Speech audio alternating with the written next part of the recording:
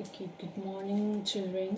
Today we are going to start our history of class 7 NCRT chapter 1, and the topic is tracing changes through 1,000 years.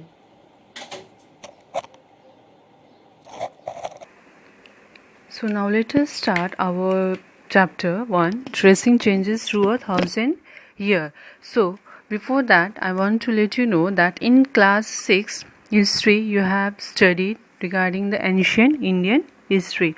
Now in class 7 you are going to study regarding the medieval period, that is medieval Indian history. Now the changes occurs from ancient to medieval we are going to study out here in this chapter. So in medieval period the art of map making was very much precise, and it was called cartography. What was it called? It was called cartography. And one of the famous map was been made by an Arab geographer named Al-Idrisil. Who was he? Idrisil. He was an Arab geographer. He has made one of the famous map, and his map was very precise, and it was considered till 3rd century. And one of the most interesting features of his map was upside down. We can see he used to draw the map upside down or south on the top. What he used to do, he used to draw a map upside down, like south at the top and north at the bottom. In other, like we can say the Sri Lanka at the top and India at the bottom. And his map has become very good because his map was considered very good because he used to take small section, and he used to take a small section of the area and he used to depict it in a larger section or larger area, and this was one of the advantage of his map.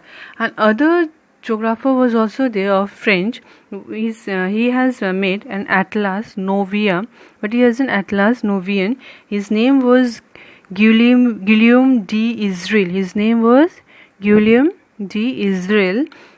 He has drawn a European maps, and he has also new dedicated to Americans map also, and he has made the Indian and the Indian subcontinent. So this map which he has made, it has helped us to understand the social and economic life of the region. What it has helped? It has helped us to understand the social and economic life of the region.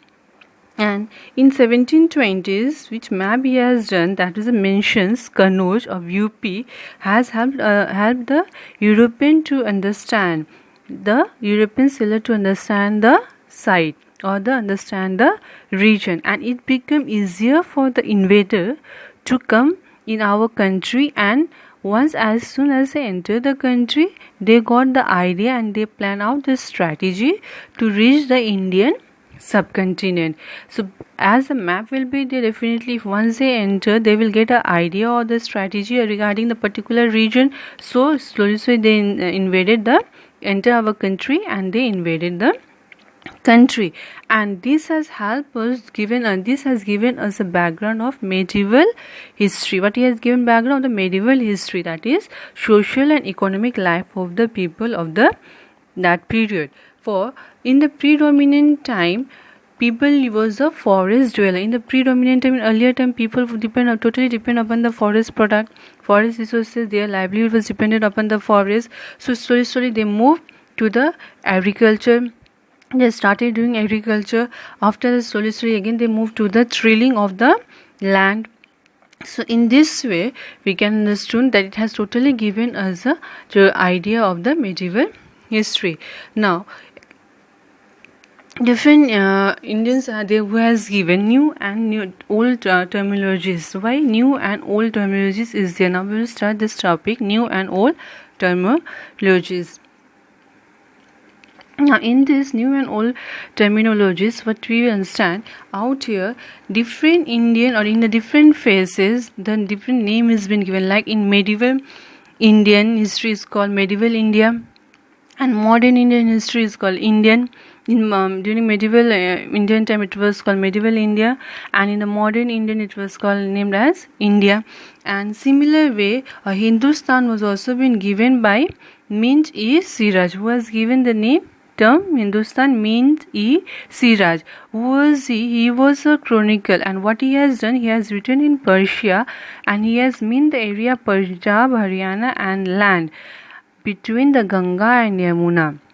He has mentioned this land, and he used the term in a political sense. In which term sense? In a political sense, as for the land that was a part of dominion of Delhi Sultan, as that land was under dominion of the Delhi Sultan, and during for that region he has given the term Hindustan. Similarly, in 14th century we can see Amir Khusro has given the title Hind. Why? He has referred to the culture and peoples of India's river. Which section he has given the title Hind on the basis of that refer to the culture and people of India's river. Clear?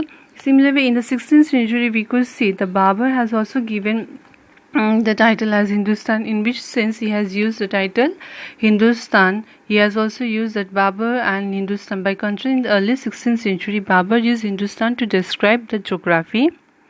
Clear? He has used the title term Hindustan as to describe the geography, fauna and the culture of the inhabitant of the subcontinent. So here Babur has also in the 16th century he has used the term Hindustan. As for example, right now for example we can say that a person from outside India, if they will come to our country India, then we will term him as a foreigner because he is a non-Indian. If we will go and visit to other country, we will also be termed as a foreigner because we are not a part of that particular area. Now let's just discuss regarding the historians and their sources. Next topic is our historian and their sources. Now historian and their sources. So historian has given us an idea regarding our history. So from where they have got this idea, from what are the sources that help us to know regarding the history? The sources are the coins. What are the sources? Coins. You must have seen a coin. In that coin in earlier time the depict of the pictures of the particular ruler used to be there. Based on that, other was inscriptions, the architecture inscription which is written in the pillar and all, architecture regarding the sculptures, architectures, textual record was slowly, earlier the textual record was not there, slowly the textual record was there, that is the paper has become cheaper, and before that there was a manuscript. Now what do you understand by the term manuscript? Here this one which is written by hand is called manuscript. Out here the thing which is used to be written by hand, it is called manuscript. Now no printing was required for that. Everything, whatever history, whatever thing during that time period used to be written by hand. So no printing press was. If I have to make 5 copies of same, I used to write with the hand. The one who is a scribes is also been used. Scribes who are the one who used to copy. Suppose if one first book I have written, now that book will be given to other to write. Again he will write the one. He is a scribe. He is copying the particular things from that particular main book. Suppose first book I have written, again I have given to other to write the same copy by hand. What he will do? He is a scribe. Now when he is copying that particular thing from the first book, while writing, he sometimes it happened that he couldn't understand the particular word or whatever text was written. So what he is going to do, he is little bit modifying that one. He is writing the thing. Now second person he has written the book. Now it will go to the third person. Now similarly, when the third person is writing from the second person book or from the first person, the same thing happened. He couldn't understand the writing or the text, so he also modified that one. So that is one of the drawback of the manuscript. That means the original texture could not be seen. It used to be changed, get difference. And writing used to be done on nastical, that is in a cursive writing they used to write, and it was used to be write in a cursive writing. Other one was their archives. What do you mean by archives? It was a place where we used to store the manuscript. manuscript, the place or the library we used to store the handwritten book, because that book used to be stored in a very preserved way, as because that was a handwritten book and that was not printed. So similar way, that book must be destroyed, it will be eaten by some decay or by rat, and also for that reason archive was a way they used to store the manuscript. Clear? So till this much we will study till manuscripts.